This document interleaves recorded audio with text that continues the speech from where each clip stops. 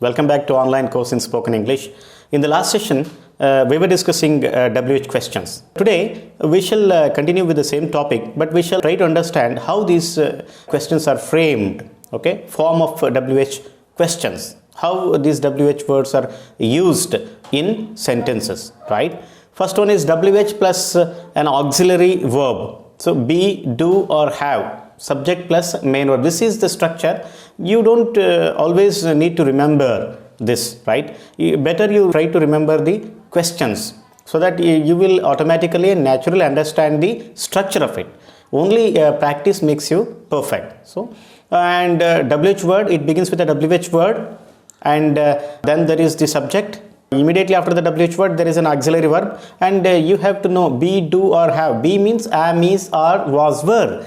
Do, does, do, did, and have, has, have, had. And you will be knowing all these things. These are the basics of verb forms, right? And then it is these auxiliary verbs are followed by the subject and the main verb. Or else, in some instances, there will be a modal verb, right? Instead of auxiliary verbs, there will be a modal. Then WH word is followed by a modal, which is again followed by the subject, and then there will be a main verb, right? We shall see the example. Do. So, okay, do form. When do they come back? So, in this question, when is the question word, do is the do form of the verb, that is auxiliary verb, then they is the subject, and come back, come is the main verb, right? So, and then how is he reading? It is for the example for be form of the verb, because is the be form of the verb. How is he reading? How is the question word? Is the be form of the verb, he is the subject, reading is the main verb, right? And in case of modals, and one more example for have, we shall have, why have you written so? The same format follows in this sentence also. And then we have modals. How could you convince her? How could you convince her? Here, see, after the question word, there is the modal auxiliary could. Okay, then is the subject you, convince is the main verb. How could you convince her? Where shall we wait for them? So, these are the questions making use of modal auxiliaries, right? So, the basic pattern is WH word, and then there is an auxiliary verb. It might be a be form, do form, have form, or the modal auxiliary, and it is followed by the subject, and there will be the main verb and the rest of the sentence, right? Okay, there are a few rules that you need to remember. Let us see a few rules and how they are applied in the sentences, in interrogative sentences. So, here is an example. Let me begin with an example, and then I can outline the rule to you. Ravi writes good stories, right? Ravi writes good stories, and you want to know who. You want to know the subject of the sentence. That is, Ravi is the subject of the sentence. You can just say, who writes good stories? So, in this question, there is no helping verb. This happens because if you are asking about the subject of the sentence, simply add the question word at the beginning. That is the rule. Don't use the helping verb. Auxiliary verb is not necessary when the question is asked about the doer of the action, or the agent of the action, or the subject of the action, right? So, I hope you understand what is the subject and a predicate. Subject is the doer or the agent of the sentence, or the agent of the action that is taking place, right? And what is predicate? Predicate is that part of the sentence which has a verb. It has a verb and it talks about the subject. For instance, Ravi is a good boy. Okay, Ravi is the subject, is a good boy is the predicate, because it has the verb is and it is talking about the subject. That part of the sentence which describes the subject is called predicate. This is a basic understanding on which you can understand position of WH words in different types of sentences, right? Okay, now in the first instance you asked about the subject, right? In the second instance you are asking about the object. Okay, by whom it is done, or on which or whom is the action done. Then if you are asking about the predicate of the sentence, and you know what a predicate is, okay, there are three options. There are three options you need to remember. First option is if there is a helping verb. There is a helping verb. For instance, helping verbs are auxiliary verbs. Okay, be form, do form, or have form. It precedes the main verb. For example, so what are the auxiliaries? Can, is, or, was, were, will, would. So, add the question word and invert the subject and helping verb. Okay, it's better to understand this with the help of an example, right? Then you will be able to understand and decipher the rule. Right? They are eating bananas. This is a statement. And you want to know the object, not the subject. They is the subject, bananas is the object here, and you want to know the object. So your question should be, what are they eating? Say for instance, bananas is underlined. You want to get the underlined word as the answer. The question should be, what are they eating? So you want to know about the object. Then what are they eating? Here the auxiliary verb has come.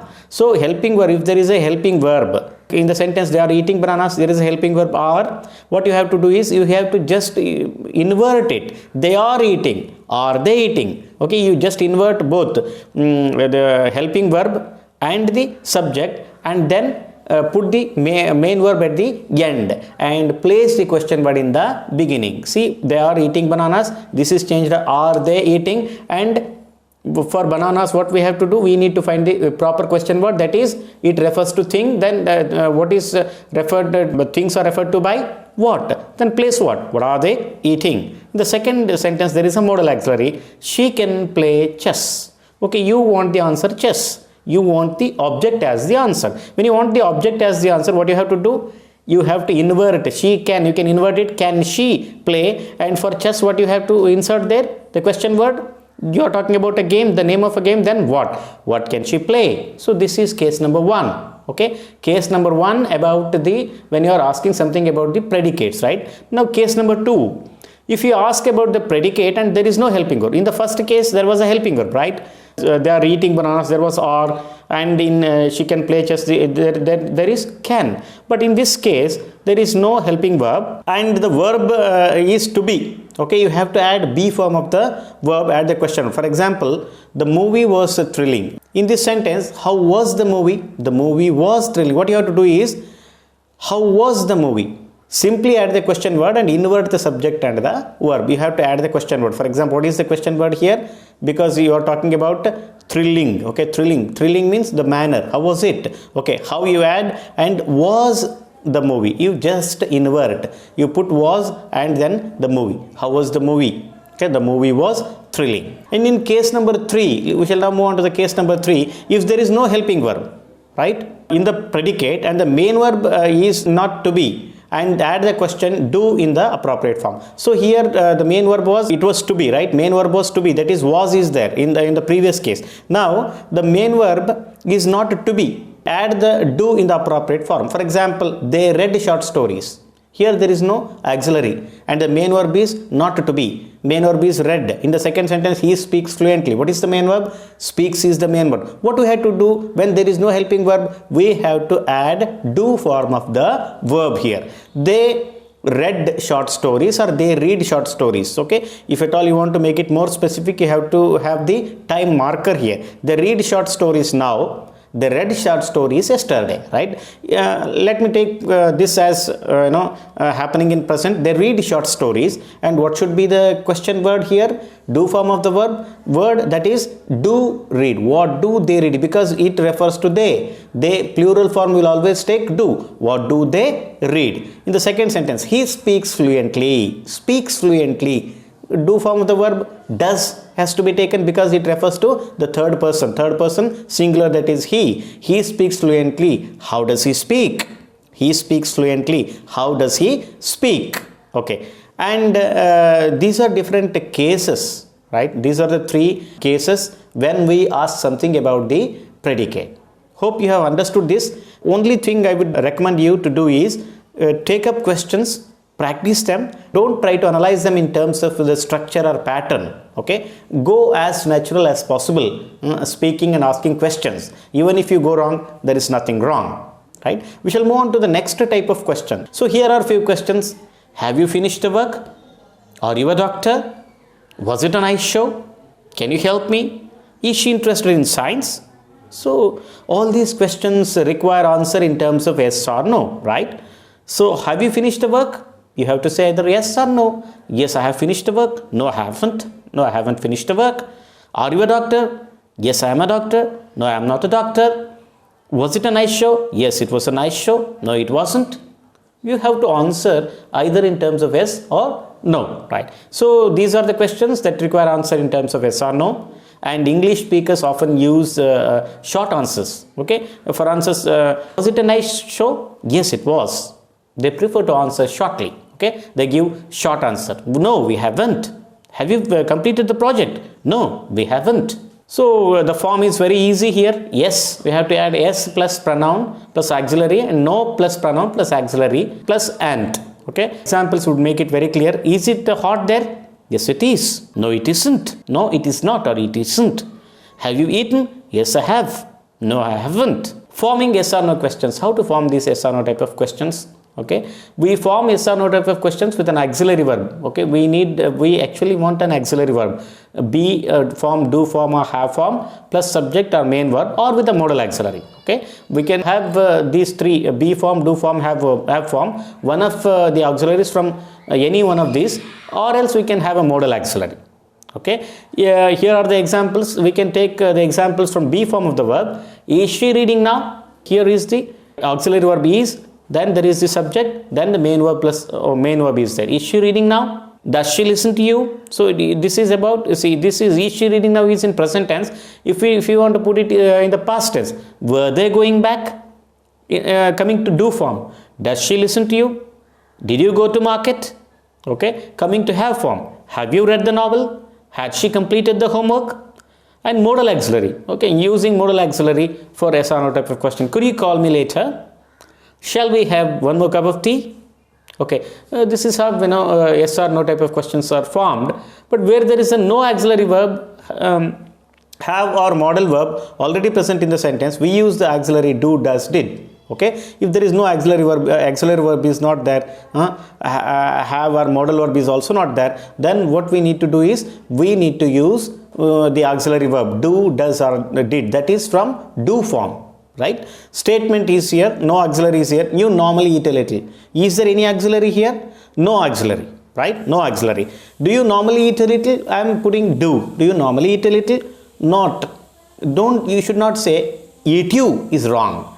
If there is no auxiliary verb, you take it for granted that there should be do form of the verb. But it varies based on the tense and the number. Right? You like the game very much. Did you like the game very much?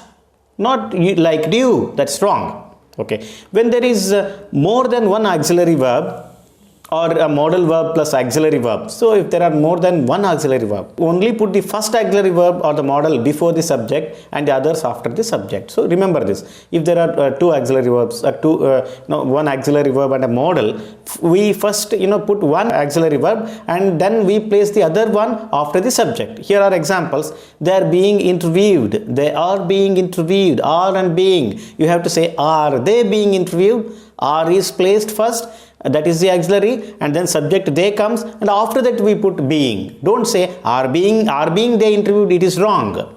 It is not acceptable, right? Are they being interviewed? She has been praised by her teachers. So this is a statement. There are has been. These are the two auxiliaries. What you have to do is, has she been praised by her teachers? Has been she praised by her teachers is wrong.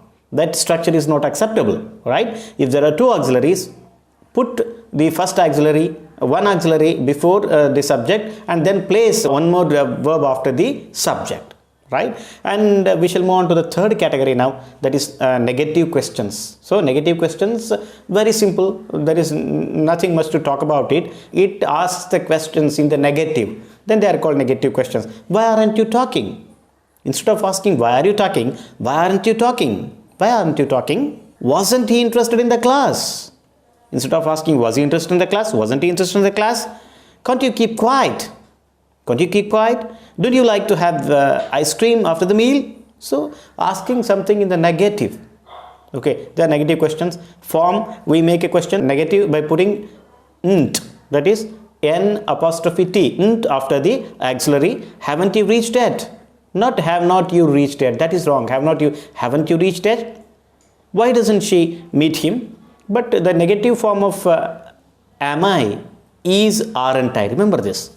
It is not amn't I. Amn't I is not there. It is not in use actually. Why aren't I trying to understand him? Not why amn't I. Why aren't I trying to understand him?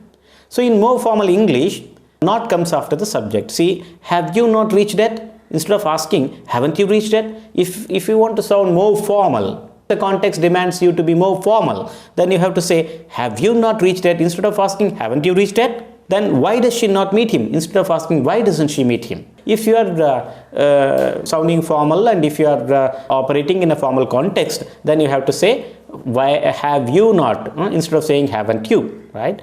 And then if the question word is the subject plus and or not comes after the auxiliary. For example, who hasn't returned or who has not returned this library book? So after the auxiliary, not comes after the auxiliary. See, has not, hasn't, it comes after the auxiliary. If the question word is the subject, question word who, it is the subject of the statement, right? Then, so who hasn't? We shall continue with our discussion in the next session. Take care. Bye-bye.